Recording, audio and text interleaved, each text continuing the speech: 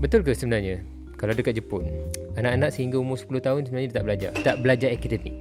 Dia terus main, okey, lepas tu cikgu panggil, dengan cikgu-cikgu tu sebenarnya. Dengan cikgu-cikgu tadi main. Dan kalau macam saya ingat Sen, yang macam Abang Wan tu yang duduk di Matsumoto tu, dia nak pergi sekolah dengan anak dia, dia siap bawakan tilam tidur.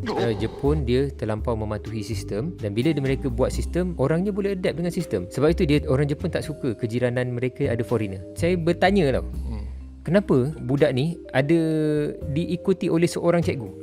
Betul. Sentiasa. Kadang-kadang kita rasa macam orang kat sampan ni lekeh, tak pergi sekolah semua tu. Tak, dia punya gaji lagi tinggi kot daripada certain yang bekerja dengan menggunakan necktie. Betul. Okay.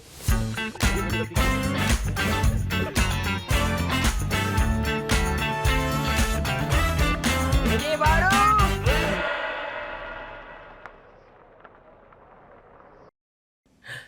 Salam guys, kita berada di podcast Rare Nation untuk episod yang keempat. Betul. Ya, dah 4 dah ya. Ya.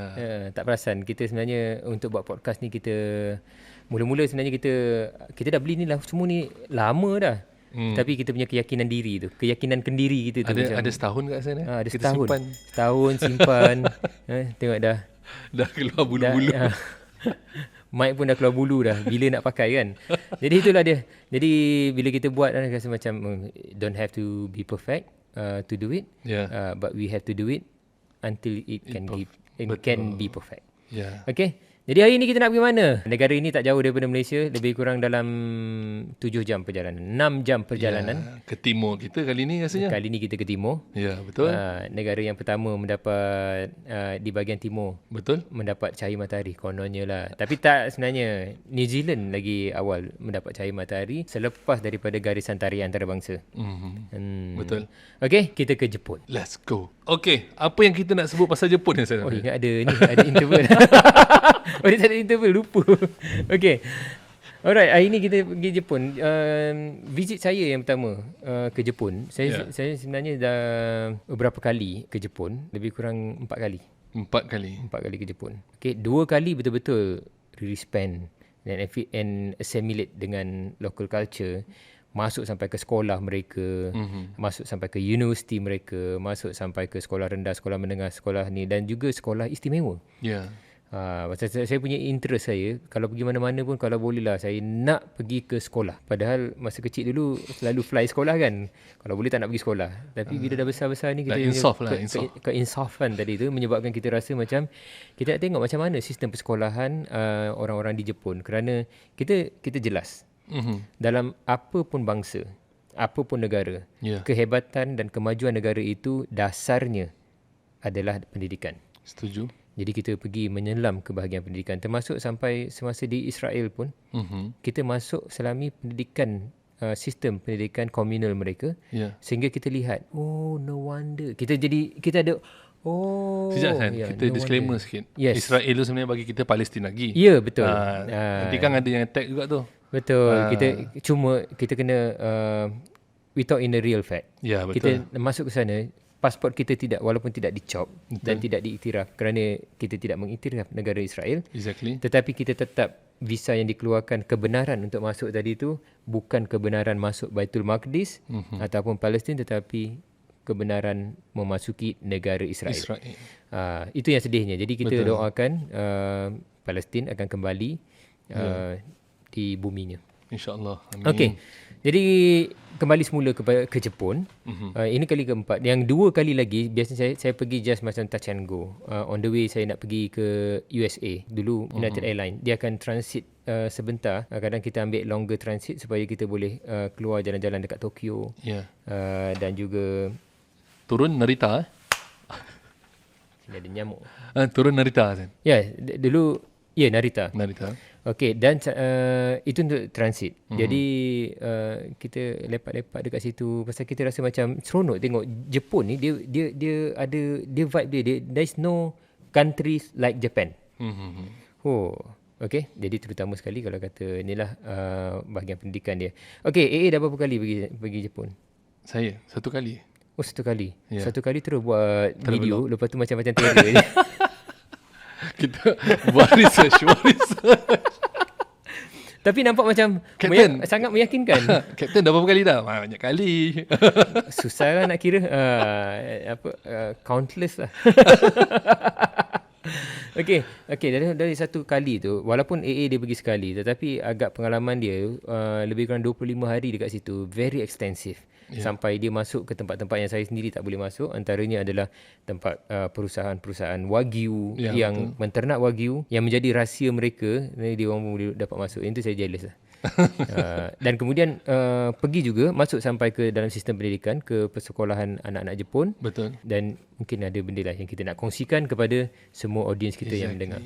Tak sabar ni. Okey, betul ke sebenarnya kalau dekat Jepun, anak-anak sehingga umur 10 tahun sebenarnya dia tak belajar. Dia tak belajar akademik. Saya boleh setuju, Hasan. Saya ingat lagi pengalaman sehari saya. Pengalaman sekali pergi ke Jepun ni. Kita berpeluang pergi ke sebuah kawasan bernama Matsumoto. So kita jumpa salah sebuah keluarga Melayu yang menetap di sana. Jadi kita boleh experience lah. Macam saya bersama dengan Kapten Harun. Kapten Harun pergi ke bahagian sekolah tadika dia lah. Jadi sekolah tadika kat sana buat apa tanya? Rupanya kerja dia main je lah. Bersosial. Betul. Exactly. Tak ada nak ABC sana. Okey, sama juga sebenarnya pengalaman saya. Saya pergi ke sekolah di Waseda. Dia punya sekolah dia biasanya sekolah rendah. Dia sekolah rendah ni dia bersebelahan saja dengan preschool, dan setentang daripada Waseda primary school tadi tu. Dia punya high school dia. Dia ada lower high school dengan apa nama tu junior high school dengan high school. Jadi itulah dipanggil apa, kalau kata yang preschool ni dipanggil Yoshin. Kalau primary ni Shogakko. Dan kemudian hujung sekali tu, yang last kali tu senang ingat lah, Koko. Bukan Kokom. Bukan Kokom, Koko. Jadi kalau kata kita kat sekolah kan dulu, kita kau nak pergi mana? Koko. Aku ada Koko petang ni. Koko tu sebenarnya kalau dekat Jepun dia high school. Pengalaman saya nampak dia orang datang pagi-pagi semua tu. Untuk preschool, mak bapa atau guardian mereka kena hantar. Betul. Dia kena hantar sampai depan sekolah, pas kat cikgu. Betul. Okey, lepas tu nanti dah pas kat cikgu, lepas tu budak tu main semua tu. Lepas tu nanti cikgu akan bagi taklimat kepada mak bapak tadi tu, yang mana ada tadi tu. Dia bagi very short saja, dalam 1 minit 2 minit, pumpang, okey, dah balik. Lepas tu budak tadi tu dia terus main. Okey, lepas tu cikgu panggil dengan cikgu-cikgu tu sebenarnya. Dengan cikgu-cikgu tadi main. Bayangkan cikgu tu besar. Ni orang besar, budak besar. Lepas tu dia boleh main sekali, main kerja-kerja dengan anak murid dia. Main polycentric ke apa semua tu. Saya tak tahulah dia dalam bahasa Jepun, tapi dia main sekali. Memang best botol je cikgu macam tu. Jadi memang fit lah cikgu tu. Dan kalau macam saya ingat, Sen, yang macam Abang Wan tu, yang duduk di Matsumoto tu, dia nak pergi sekolah dengan anak dia, dia siap bawakan tilam tidur. Memang ada satu session untuk anak-anak tu tidur. Untuk berehat sebenarnya. Ya, betul. Okey, kalau kata itu yang untuk preschool. Dan kemudian daripada tadi lepas main-main, okey, pergi masuk kelas. Masuk kelas pun ingatkan belajar. Rupanya main lagi.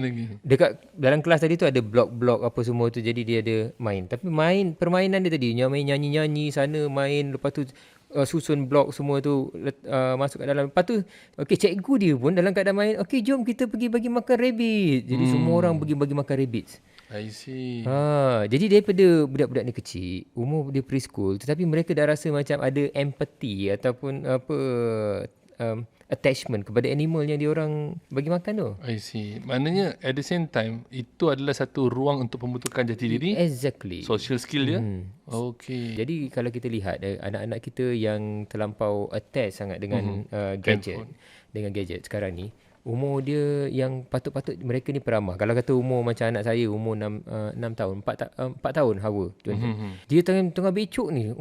Perempuan ada je benda dia nak komen, dia nak cakap perempuan. Tapi yelah pasal tak dapat gadget. Tetapi ada yang sebayanya yang kita lihat dalam kalangan orang-orang yang kita kenal, jadi pendiam lah. Sebab apa? Dia akan jadi terlampau tertumpu kepada gadget. Dia tak dapat nak adapt diri dia tu dengan kawan-kawan dia. That is social skill. Social skill tadi tu yang hilang, yang sebenarnya orang-orang Jepun ni, walaupun mereka adalah pengeluar gadget-gadget ni, tetapi untuk anak yang bawah 7 tahun ni dia tak bagi pun gadget. Dilarang. Rasanya itulah penyebab kenapa ada kanak-kanak yang bila dah membesar dia ada banyak anxiety, tak boleh nak bawa diri sebab daripada kecil macam ni. Betul, saya rasa setuju sangat. Ya, betul lah. Kalau kata dekat sekolah Jepun tu, dia ajar macam mana kalau jumpa orang tunduk. Lepas tu budak-budak kecil ni, bila dia bawa keluar, Ya. dia bawa keluar macam kereta api, tahu tak? Yang ada tali, lepas tu setiap orang pegang satu tangkai. Betul. Jadi dia bawa semua tu, okey, pergi ke tepi jalan. Pasal Jepun ni kan dia takwim dia kan dia punctual. Dia bagi tahu okey, sekejap lagi pukul 9 akan ada lori sampah lalu.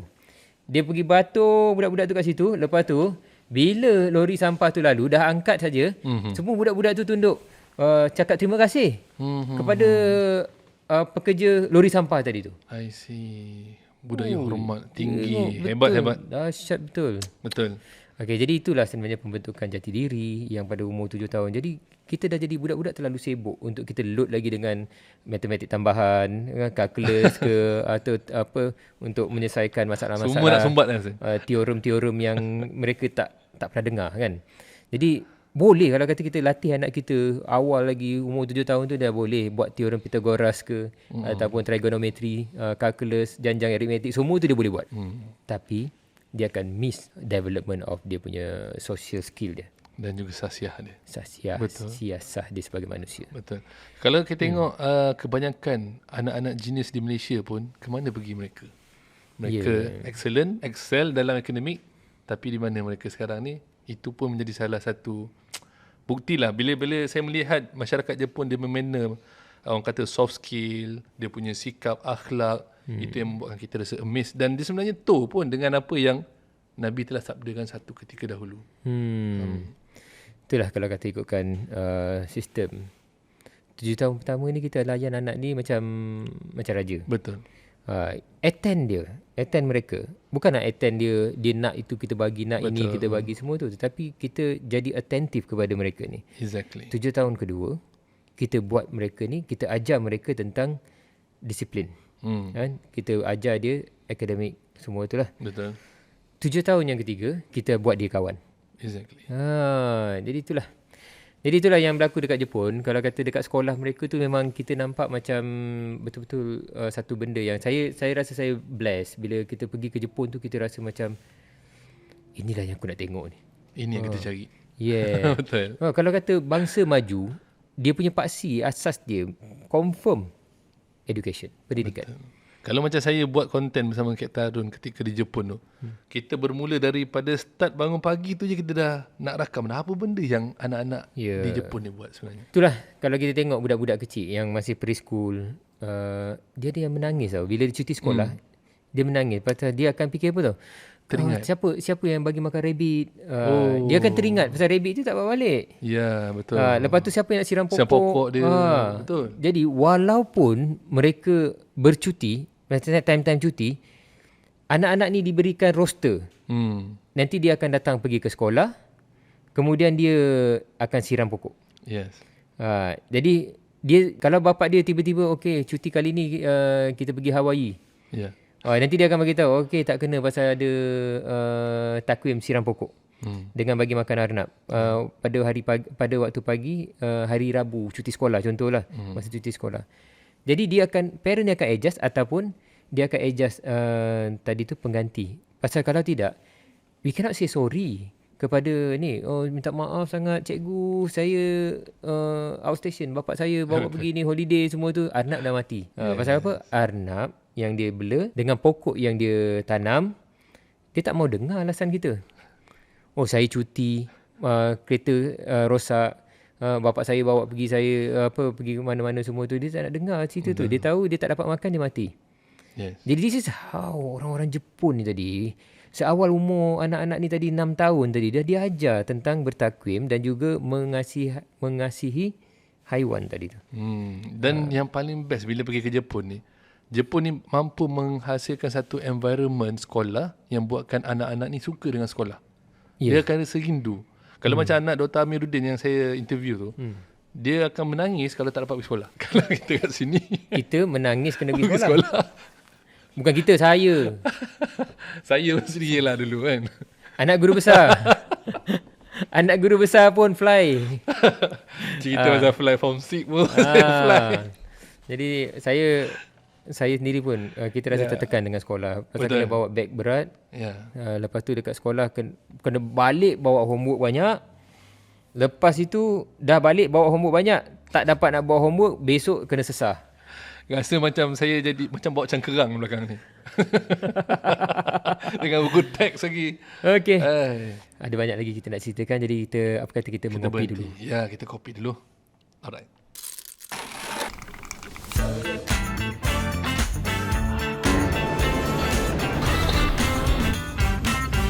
Smart juga. Press kat luar ni, ada background ni. Kopi apa tadi? Kopi ya. Aksara Gayo. Asara Gayo. Aksara Gayo. Jadi, Okey. kalau ada sesiapa yang berminat untuk menyumbang mesin kopi dia ke, Kau mesin kopi, kalau bayangkan kan kat sini, tanda-tanda kita ngopi tadi tu kita tekan mesin kopi yang automatik je lah. Kalau yang kena buat semua tu panjang cerita, tak sempat nak buat dalam podcast. Jadi boleh letak ni, kalau kata nak letak you all punya mesin kopi dekat podcast ni. betul. Dan lepas tu kita minum kopi, dan kemudian kita highlight lah kopi Apa yang kita minum. Saya suka kopi kacuk. Kopi kacuk Kopi kacuk. Oh, Apa nama dia? Kopi kacuk. Gerek Coffee. Gerek Ya, Gerek Coffee. Coffee bean yang dengan roaster yang nombor 5 terbaik dunia. Setakat ni lah kita dah travel banyak. Memang sedap. Betul. Memang kita bawa itulah roaster. Roaster pula. Roaster tak bawa. Kita bawa coffee bean Gerek Coffee. Ya. Alright, kita teruskan kita punya perbincangan. Kita masih lagi dekat sekolah Jepun. Okey, satu perkara yang menarik kan, kalau perasan. Dulu bila kalau saya pergi ke Jepun, saya pergi kat sekolah dia, dan bila saya pergi ke naik public transport dia, saya akan nampak budak-budak sekolah pergi sekolah sendiri-sendiri. Betul. Train ke, Naik bas train. ke. Dia orang sendiri umur Kecil-kecil. 7 tahun, 8 tahun kan, yang pakai macam Sailor Moon tu. Dia punya ni. Setuju. Lepas tu dia pergi naik train, pandai pula. Itu sebenarnya adalah some kind of regulation juga yang mereka buat supaya budak-budak yang tadi tu, yang preschool, kalau yang level-level Yoshin preschool ni, dia mak bapak kena hantar. Tetapi kalau dah masuk level Shogaku ni, sekolah, saya tak tahulah pronunciation saya ni betul ke tak. Kalau kata tak betul, sila betulkan dekat bahagian komen. Dan apa yang kita cakap ni pun sebenarnya berdasarkan apa yang kita lihat dan orang ceritakan pada kita. Betul. Yang bersama-sama kita, dan it could be right. Mungkin ada sedikit misleading. Kalau kata tak payah kecam, kita raikan saja. Sama-sama kita meriahkan. Yes, meriahkan dalam bahagian komen. Yang mungkin kalau kata salah tu, saya dah 15 tahun duduk Jepun, anak saya tak bela rabbit, anak saya bela haiwan lain. Jadi boleh nyatakan saja. Okay, no hard feeling lah. No hard feeling. Betul. We are here not to say that we are right and anyone else is wrong. Setuju. Okay? Jadi betul. Kita sama-sama. Kalau kata you all tegur, kita salah. Sebab kita tahu yang betul macam mana. Ya, even ruang podcast kita ni adalah untuk berkongsi rasa, berkongsi pengalaman. So kita memang terbuka untuk kita berdiskusi. Ya. Okey, balik semula kepada budak-budak pergi sekolah sendiri. Itu yang kalau naik train, dia pergi sekolah sendiri-sendiri. Dan saya pernah bertanya, macam mana dia orang boleh percaya kan, anak-anak mereka ni. Rupanya mereka ada some kind of philosophy. Masa tu saya rasa macam, baguslah budak ni, saya nak ambil gambar sikit. Ambil gambar daripada tepi semua tu. Saya kena tegur dengan orang Jepun, kata cannot take picture. dia sendiri yang tegur. Lepas tu cakap parents kan, dia cakap bukan. Tapi bila dia cakap, kata dia punya anak sekolah dekat tempat lain, ada orang awam yang jaga anak dia. Jadi dia adalah orang awam pada ketika budak tadi tu, kita nak ambil gambar tadi, dia berperanan sebagai parents kepada budak tadi tu. Dia jaga budak tadi tu. Maknanya tak ada cerita jangan jaga tepi kain orang lah. Tak, memang tak. Kita kena jaga. Jepun memang jaga tepi kain orang. Betul. Kalau kata Mak Jemah, Mak Limah yang kalau kata dekat Malaysia ni dulu, yang telah dimatikan legasi mereka tu, yang kalau dulu mereka berkumpul di bawah-bawah pokok mangga sambil dekat pangkin kan. Dekat pangkin sambil makan kundang, sambil makan buah mangga muda cicah dengan kicap gula. Letak silapi pula. Sambil cakap tu, kau tu senang, kau tahu tak, sebelah tu, sebelah. Jangan tunjuk sebelah. Dia mulut dia sengit. Anak dia hari tu bawa boyfriend. Ini berlaku dulu. Sekarang ni macam mana? Orang sebelah rumah pun kita tak kenal. Betul. Jadi dekat Jepun, walaupun mereka orang-orang metro dekat bandar, tetapi mereka masih lagi membawa resmi Mak Jemah tadi tu. Dia jaga tepi kain orang, jaga tepi kain jiran, dan termasuk yang in the good side. Itu pun good side, yang ini pun ada good side. Dia punya anak sekolah tempat lain ada orang tolong tengok-tengokkan supaya tak ada orang jahat kacau anak dia. Betul. Jadi dia pun kena play the role untuk jaga anak orang yang bukan anak dia, yang tak kenal pun, supaya semasa dalam yang mana yang pakai uniform Sailor Moon tadi tu ataupun yang budak-budak lelaki tu yang pakai uniform Nobita tu akan diprotect oleh citizen. Budaya dia memang hebat. Budaya dia, betul. Saya rasa saya boleh bersetuju lah sebab masa saya escort, saya mengikuti anak-anak Abang Wan pergi ke sekolah juga. Tu yang bahagian apa orang kata tadi, Shogako tadi. So bila kita berada kat sana, even pemandu-pemandu kereta, bila anak-anak ni nak melintas belum sampai jalan lagi, diorang dah berhenti siap-siap. This kind of attitude lah yang ada ditanam dalam masyarakat mereka, yang membuatkan bapa-bapa ataupun ibu bapa lah yang rasa tenteram lepaskan anak mereka pergi sekolah sendiri. Saya juga berpeluang sebenarnya bawa bersama dengan seorang parents, ambil anak dia sekolah rendah balik sekolah sampai ke rumah. Dia interesting juga bila dia tunjuk, okay, hari ni anak dia tak join kereta api. Bukan kereta api ni, kereta api tu maknanya budak-budak ni semua dia berbaris semua tu, dia akan pergi. Laluan dia akan lalu ke rumah orang yang paling belakang, akan masuk rumah, nanti dia akan bye-bye dekat rumah dia. Lepas tu nanti yang akan teruskan dan sampai yang tak silap, kalau silap betul kan, yang rumah yang terakhir sekali, rumah yang kedua terakhir. Jadi budak ni tadi akan tinggalkan kawan dia kat situ, tetapi mak ataupun bapa orang yang rumah tu nanti dia akan tolong escort hantar yang terakhir tadi tu pergi ke rumah yang terakhir. Jadi benda ni semua quite satu community understanding. Dan juga kalau kita tengok peranan Mamorukai. Mamorukai ni adalah biasanya kadang-kadang dia volunteers yang pakcik-pakcik ke makcik-makcik yang kadang-kadang dia orang ni yang setiap simpang tadi tu mereka akan perhatikan bila anak-anak sekolah ni balik. Dia akan pastikan dia duduk kat situ untuk bantu kawal lalu lintas bukan nak kawal, dia bantu untuk melintas dengan betul. I see. Betul, saya setuju. Dan juga boleh kata hampir dalam perjalanan tadi tu yang budak-budak ni tadi beratur untuk balik ke rumah masing-masing, yang mana dalam kejiranan yang dekat-dekat dengan sekolah, yang tak perlukan public transport, dia orang akan ada setiap sempang tadi tu, dia ada rumah yang masa saya tengok rumah tu ada satu kertas kuning. Saya cuma nampak gambar kartun, dia ada tulis Jepun. Tapi saya tanya ni apa?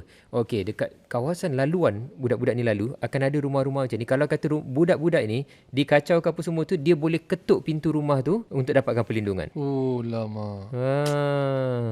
Bagus. Sehingga ke tahap itulah dia punya concern lah untuk menjaga masyarakat mereka ni. Betul. Jadi itulah antaranya jugalah. Kerana Jepun dia terlampau mematuhi sistem, dan bila mereka buat sistem, orangnya boleh adapt dengan sistem. Sebab itu orang Jepun tak suka kejiranan mereka ada foreigner. Tahu kenapa? Kerana dia mengganggu gugat sistem tu. Tak. Bukan. Foreigner tak tahu sistem. Okey. Jadi kalau kita lihatlah bila ada, saya ni daripada kawan saya jugalah yang sekolahkan anak kat situ. Dia kata mula-mula masuk ke dalam kejiranan tadi tu, dia rumah pangsa bertingkat. Dia macam tak ada kawan. Tapi bila dia dah mula mix kat situ, pasal memang dia bagi tahu orang Jepun dia tak suka orang-orang baru, sebab orang baru tu dia kena tahu nilai, dia disiplin dahulu, and the system, baru dia join the system with the system tadi tu yang dia kena patuhi, baru dia suka orang tu. Dia lebih kurang macam lambat panas jugalah, kan? Lambat panas satu benda lah. Satu lagi, they have to educate juga orang tu. Contohnya macam buang sampah. Faham. Kita buang sampah, asal masuk plastik sampah saja semua tu, buang. Ada tong sampah, buang. Setuju. Dia ada hari apa untuk kotak. Hari apa untuk plastik. Hari apa untuk sampah domestik yang kena masuk landfill. Jadi setiap sampah tadi tu mesti tulis nama, dan sekiranya sampah tadi tidak comply dengan dia punya syarat persampahan tadi tu, sampah tadi tu akan dikembalikan semula ke depan pintu rumah orang yang buang tadi. Sekarang baru saya faham, saya boleh connectkan kenapa bila setiap kali saya pergi ke rumah Airbnb Jepun yang kita sewa, akan ada orang yang tunggu untuk mereka educate kita macam mana nak buang sampah. Kita kena basuh plastik kita. Kalau contoh bekas plastik tu ada sambal lah, kena basuh dulu baru boleh buang. Basuh dulu. Dia macam Tetra Pak kan, kita dah habis susu dia kan. Kita kena asingkan penutup dia. Betul. Asingkan penutup dia ke tempat lain. Dengan paper tu. Lepas itu kita kena lipat, kita basuh dulu. Kocak pasal susu kan, dia boleh bau busuk. Dan dia kena kemek-kemekkan, dan penutup dia asingkan, dan kemudian dia akan ikat. Lepas tu baru boleh letak dekat tempat kutipan semasa hari Kutip sampah tu. kutip sampah recycle tadi. Okey, faham. Kalau dia termiss nak buang sampah pada hari tu, dia tak boleh buang sampah tu lagi pada hari lain. Contohnya hari untuk sampah landfill, sampah untuk buang incinerate kan. Dia alamak semalam patutnya buang sampah, hari ni baru nak buang. Tak boleh lah. Kau simpanlah sampah tu kat dalam rumah kau sampai giliran hari kutipan tadi. Okey. Jadi itu didisiplinkan tu bukannya daripada itu bukan sehari punya kerja. Sebab itu orang Jepun dia terlalu sibuk untuk memastikan benda tu implemented pada awal usia bawah 7 tahun. Sebab tu tak ada akademik yang boleh di-load pada budak-budak umur 7 tahun ke bawah. Faham. 7 tahun ke 10 tahun lah lebih kurang. Pada ketika itu pun dia tak ada heavy load of academic. Kalau kata itu tadi Yoshin kan, Yoshin masa preschool. Lepas tu semasa Shogaku tu pun masih lagi bercakap tentang social skill, main dan juga apa nama tu daily routines bukan math. Kalau Shogaku ni dia belajar Japanese dan juga adalah science, math dan juga sedikit social studies. Bila Ahsan sebut yang mereka diajar untuk bermain semua tu, even macam tadi cikgu tu pun bermain sekali. Memang saya nampak bila pergi ke sekolah, kalau murid tu dia berlari, akan ada cikgu yang iring juga, jogging sekali dengan dia orang. So itu antara budaya yang menarik lah. Dan juga kalau ada special student lah, contohnya student yang istimewa, ada orang kata student istimewa, so ada cikgu khas yang akan monitor. Tu pun memang menarik. Yang tu pun saya amazed juga tu masa di Waseda School. Ada satu anak murid tu, saya bertanya tau, kenapa budak ni ada diikuti oleh seorang cikgu?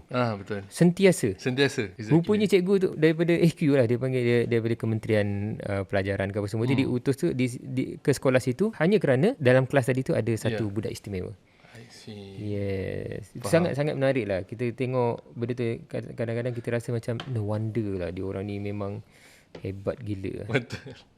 Cuma yang cikgu tu pun dia bukanlah kena berdekat. Kadang-kadang dia tinjau-tinjau, dia tengok budak tu explore macam mana karakter dia semua. Okay. Jadi tak ada yang ketinggalan lah. Memang tak ada yang keciciran semua kan. Exactly. Itu cerita tentang sekolah. Ini baru masuk sekolah rendah ni. Betul. Dan kemudian tak ada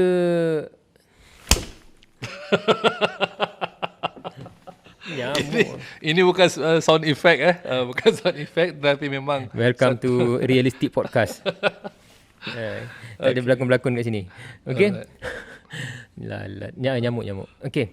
Jadi sekarang ni kalau kita tengok dekat sekolah, dia orang pun tak ada exam, which is right now Malaysia dah towards that. Kita ada SPM saja sekarang, dah tak ada PMR, dah tak ada UPSR, tak seperti dahulu. Bila kita tanya kenapa tak ada exam, kata jawapan dia dalam bahasa mudanya, aku yang ajar budak-budak ni, takkan aku tak tahu dia punya pencapaian tahap mana. Mesti dia tahunya. Dia boleh report kepada anak-anak dekat ibu bapa semua tu. Okay, budak ni dia banyak main dekat kelas. Lepas tu dia tak berapa nak menguasai sains, agak lemah sedikit dalam mantik, matematik lah, apalah bagai semua tu. Dia boleh bagi in detail because aku yang mengajar dia. Dan dia bukannya cikgu. Dia pula pada ketika yang saya pergi tu, cikgu sekolah rendah dia ni, daripada darjah 1 cikgu sama, masuk darjah 2 cikgu sama juga. Ketiga, darjah 3, darjah 4, darjah 5, darjah 6 sampai darjah 6 habis, cikgu yang sama juga ikut. Dan satu cikgu tu ajar macam-macam subjek. Betul. Cuma kalau kata ada macam contohnya macam lab session. Ya, betul. Dia pergi ke lab, cikgu tadi tu ikut sekali. Ada cikgu lain. Dan ada cikgu lain. Exactly. Setuju. Jadi dia betul-betul, kau jangan temberang lah dengan cikgu tu. Bekas cikgu tadi tu dah macam mak kita. Mak bapak. Betul. Saya dia jaga kau daripada darjah 1, darjah 2, 3, 4 semua tu. Jadi kita akan dia bagi tahu nak buat exam apa lagi. Kalau exam tu untuk mengetahui tahap pencapaian mereka. Ask me. I know. I know well. It's quite okay, betul. Betul. Hanya satu peperiksaan yang berlaku semasa high school. Semasa dalam high school ni, dalam fasa koko ni, itu adalah peperiksaan untuk persiapan masuk ke universiti. Itu pun setiap universiti. Kalau contoh macam dia nak pergi Waseda University, ataupun nak pergi ke Universiti Utsunomiya, ataupun nak pergi mana-mana universiti yang ada semua tu, dia kena ambil entry test untuk masuk universiti tadi tu. Okey, faham. Menarik. Okay. Banyak benda yang kita boleh belajar lah daripada masyarakat Jepun. Walaupun dan satu lagi dia pergi sekolah seragam je beg dia, sama je. Tak ada beg yang Beg Doraemon tu. beg fancy tak ada. Lagi satu dia tak perlu nak bawa ni lah, tak perlu nak bawa macam-macam dalam beg tadi tu. Kebanyakan buku-buku mereka tu akan tinggal dekat dalam kelas. Dan saya ingat lagi Hasan, dia ada special rak untuk dia orang. Loker. Mereka pandailah urus dan takbir dia orang punya ruang yang diberikan tu. Dan itu juga satu pelajaran. Menguruskan rak mereka sendiri, kemas ke tak kemas, itulah yang cikgu pun akan ajar. Betul. Jadi jangan cerita dekat rumah yang cikgu tak boleh tengok. Kalau dekat rak yang dekat sekolah pun hancur, maknanya dekat dah rumah boleh bayangkan dah. Dan cikgu ada right tau. Kadang-kadang bila budak tak datang, cikgu pergi rumah. Cikgu turut rumah dekat rumah. Memang betul-betul busybody. Ini memang cerita cikgu kata kau jangan cuba ponting sekolah pasal cikgu cari engkau sampai kat rumah. Itu dia. Cikgu tahu rumah kau kat mana. Lepas tu tiba-tiba kata anak awak dah tak sekolah dah 3 hari. Dia ni sihat ke tak sihat? Kalau sehari okey lagi. Kalau sampai dah 3 hari tak pergi sekolah, dia takut budak tu tak sihat. Betul. Jadi dia pergi melawat. Setuju. Melawat dia kata, pagi-pagi dia pergi sekolah, balik petang semua tu tak ada pun isu semua. Kata, sebenarnya awak dah kena scam. Macam teringat zaman sekolah saya dulu. Kau kena macam tu ya? Yang lepas tu Tok Mat terus sesah kau dengan batang paip tu. Semestinya. Okey, dan satu lagi yang paling menarik, dia orang bawa uncang, dalam tu ada burus gigi, ubat gigi. Lepas tu dia orang dekat kerusi dia orang tu, bawah tu ada kain buruk belakang tu. Dia orang akan ikat. Untuk bersihkan sendiri kawasan dia orang. Lagi satu tak ada kantin kan? Itu pun satu benda lah. Sekolah di Jepun tak ada kantin. Dan dia orang tak bawa duit pergi sekolah. Dah tak ada kantin, tak ada duit, tak bawa duit. Tak perlukan belanja sekolah. Betul. Kita belanja sekolah buat apa? Buat macam zaman saya dulu main tikam. Simpan duit buat benda tak berfaedah.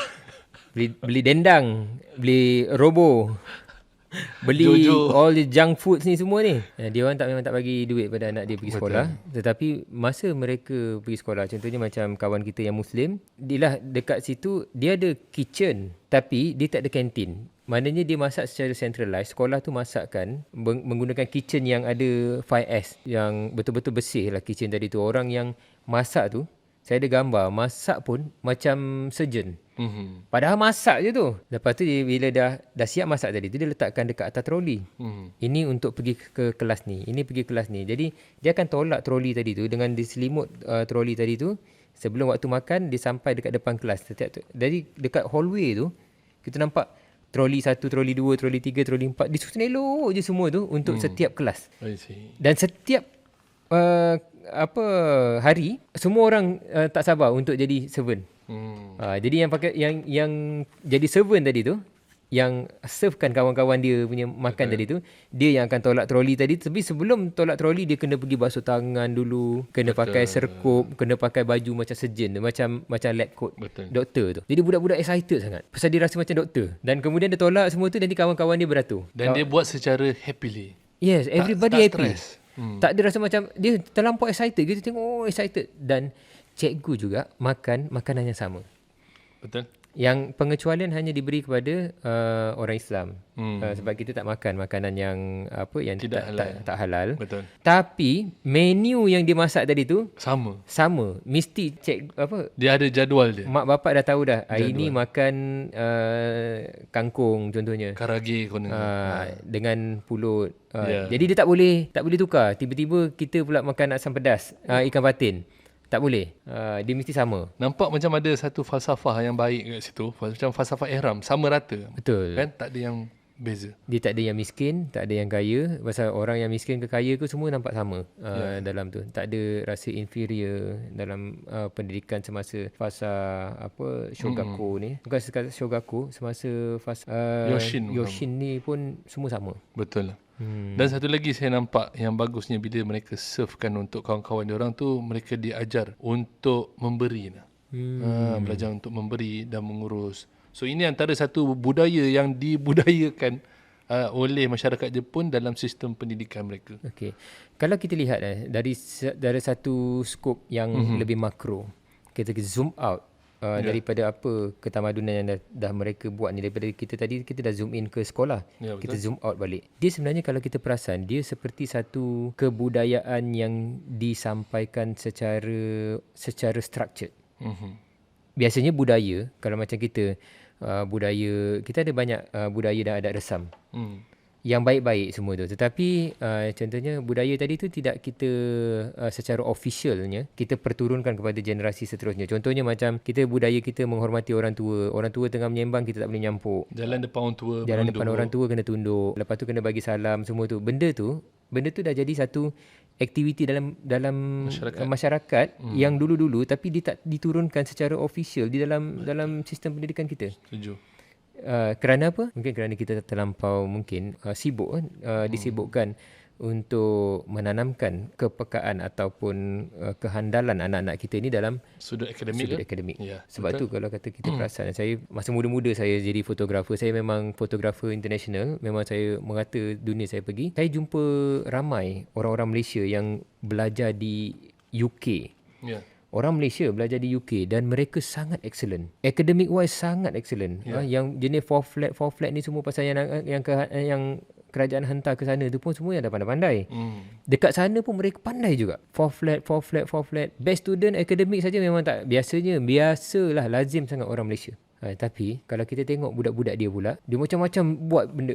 Dia score marginal je. Dia score marginal, tapi kadang-kadang dia punya projek buat apa, tower lah, buat itu, buat ini, lepas tu involve dengan masyarakat lah, apa semua tu. Jadi satu kekurangan kita lah yang saya rasa macam kita mungkin perlu top up. Kan? Saya dah lihat KKR, kurikulum kebangsaan untuk tahun yang akan keluar 2026. Yang tu saya lihat baru keluar framework dia, saya dah rasa wow, this is going to be the next powerhouse lah, yang generate manusia yang seimbang. Nampak dikembalikan semula seluruh yang hilang, tercicir sebelum-sebelum ini, semua tu masuk dekat dalam sistem tu. Itu I can't wait lah benda tu untuk jadi dalam negara kita. Ya. Jadi itulah, itu Jepun. Jadi ada banyak lagi. Kalau kita hari ni kita tak bercakap lagi, kita tak cakap tentang landscape, air terjun dia, baru dia punya people dan juga pendidikan. Baru sekolah je. Baru sekolah. Of course lah, kalau kita nak cerita pasal negatif, banyak ada yang negatif. Jadi kita macam biasalah, kita travel, kita bawa resmi mata lebah. Kita pergi ke mana-mana pun cari madu, cari yang wangi-wangi. Betul. Walaupun kita menjelajah di kawasan yang pelupusan sampah, tapi kita tetap dengan upaya lebah tadi tu boleh mampu cari bunga. Jangan jadi mata lalat. Walaupun dekat tempat yang wangi dengan jutaan bunga-bunga, kita masih mampu cari tahi. Itu filosofi kita. Dan even dalam Raycation pun kita dah lama dah. Kita daripada awal dulu Raycation tu kita bawa filosofi ni. Betul. Mengembara mencari kurnia lah. Betul. Aku je cakap. Engkau tak cakap apa. Cuba kau cakap. Kau cerita sikit apa benda lagi. Saya pergi 4 kali ke Jepun. Tetapi digabungkan keseluruhan hari-hari tu, AA punya lagi 25 hari dekat sana, AA lagi berpengalaman lah dekat Jepun. Okey, salah satu antara benda yang membuatkan saya amazed untuk masyarakat Jepun ni adalah mereka tak malu untuk bersihkan sekolah dia orang sendiri. Jadi benda yang dibudayakan itu membuatkan saya rasa macam depan kita lalu lalang tu, dia orang boleh mop lantai, dia orang tak rasa macam aku buat kerja bersih ni adalah kerja-kerja sampah, kerja-kerja orang kata low class citizen. Tak ada. So itu yang membuatkan kita tengok, wow, inilah yang mengakibatkan bila saya turun ke Jepun tu saja, kita keluar daripada kita punya stesen ataupun airport Osaka tu, kita boleh lihat Jepun ni padat tapi bersih dan tersusun. Oh, amazed.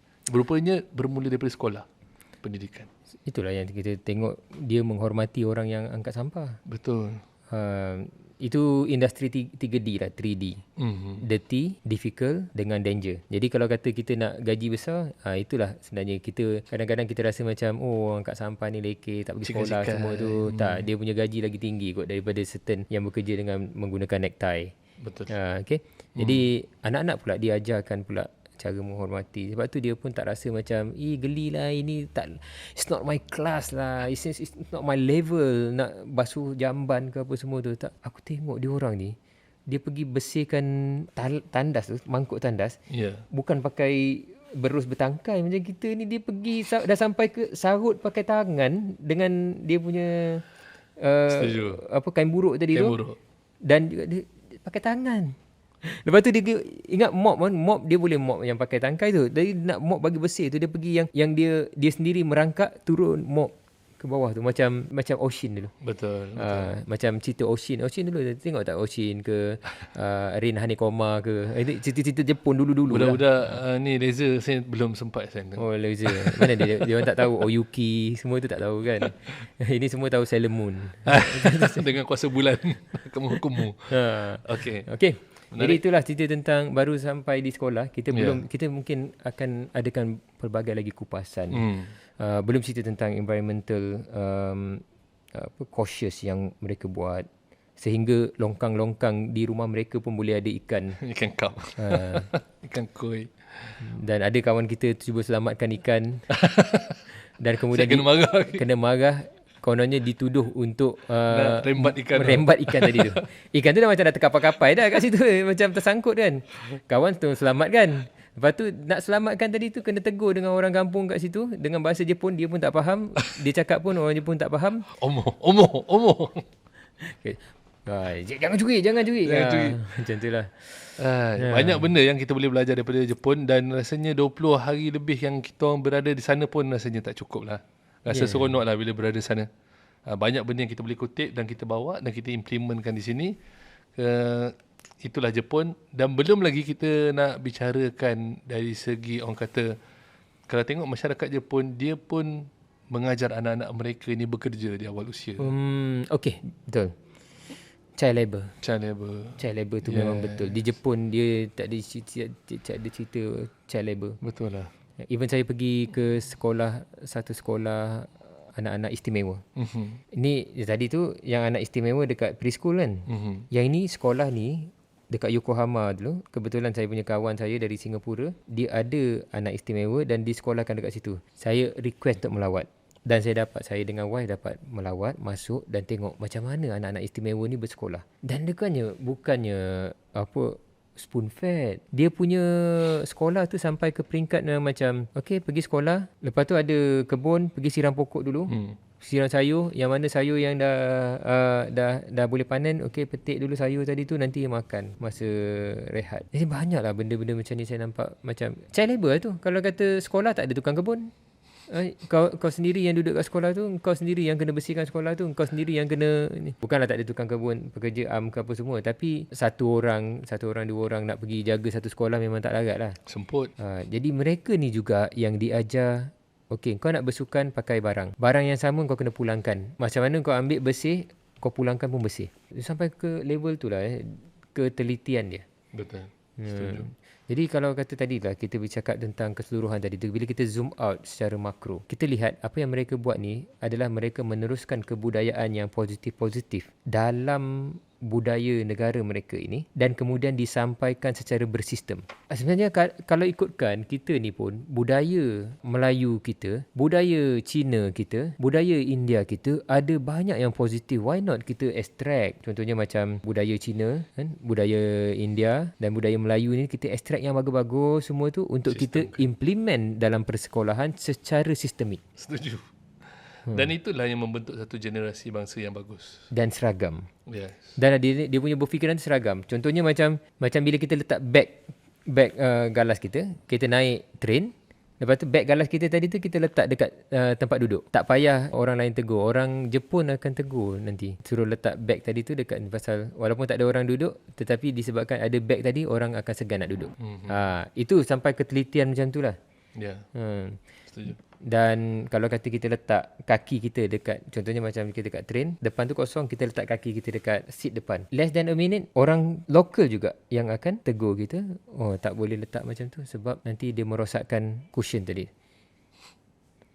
Kalau rosak pun bukan cushion kau. Itu cara pemikiran kita. Tak, pada fikiran dia ialah ini harta dia. Kerajaan buat semua facilities ni untuk kita pakai. Kalau kata kau, dia punya civic minded dia very good. Betul. Kalau koyak, nanti bila semua tempat dah orang duduk, tempat koyak tu tak ada orang duduk sebab koyak. Nanti aku kena berdiri disebabkan koyak ni berlaku sebab engkau letak kaki ke atas dan kotor dan koyak, tapi aku tak tegur. Jauh dia punya fikir tu. Empathy. Betul, empathy. Yes. Banyak lagi lah sebenarnya kita cerita. Cakap, tak sedar dah beberapa minit dah berlalu. Oh, banyak sebenarnya. Kalau nak cerita pasal Jepun ni saja kita nak kupas dalam pelbagai aspek. Satu, orang kata, satu konten yang interesting lah untuk kita kupas. Betul. Huh.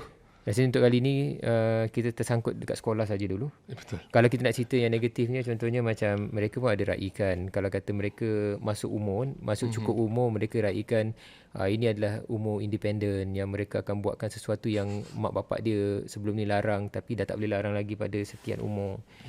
Jadi dia nak pergi keluar dengan boyfriend dia, lepas tu tak balik rumah ke apa ke semua tu, mak dia dah tak boleh cakap apa-apa. There is yang buruk-buruk, there is. Ada dark side lah.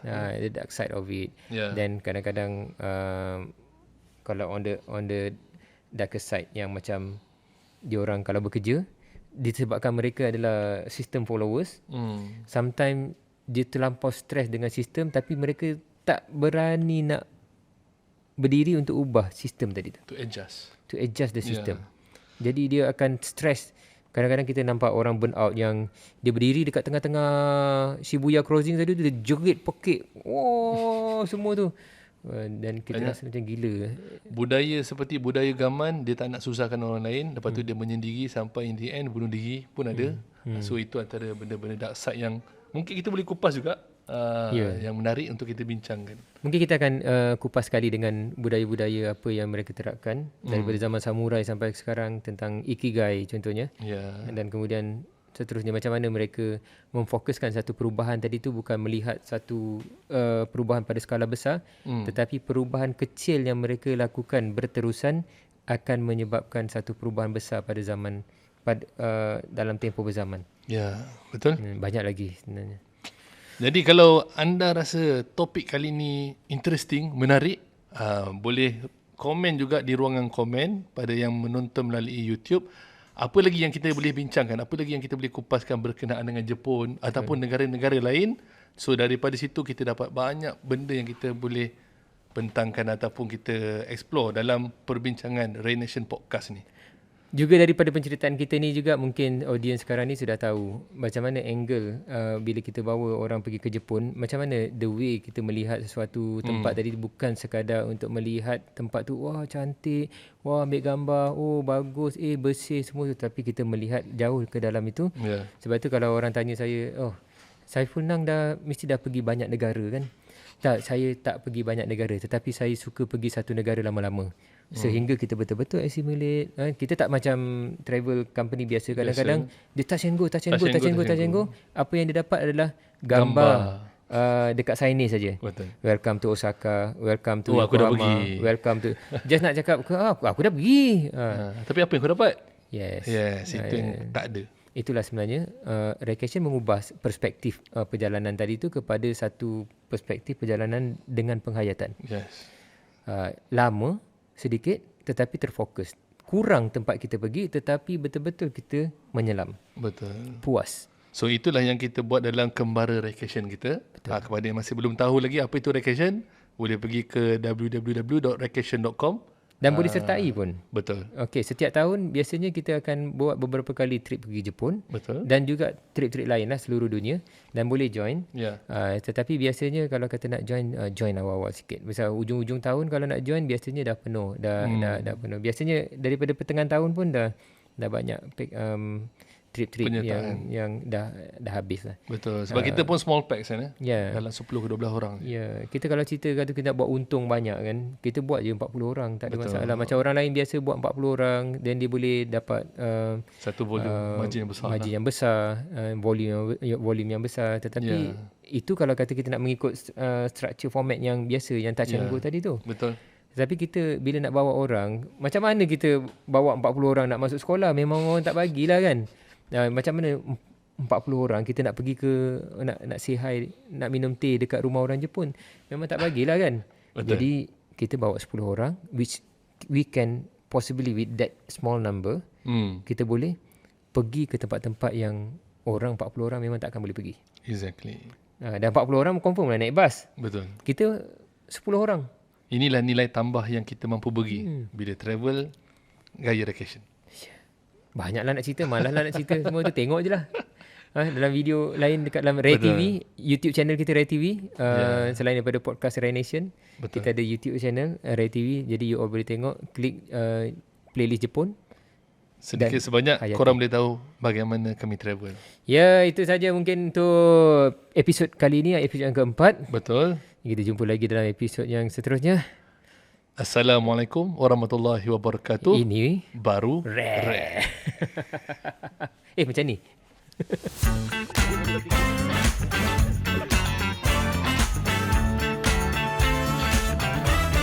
Ini baru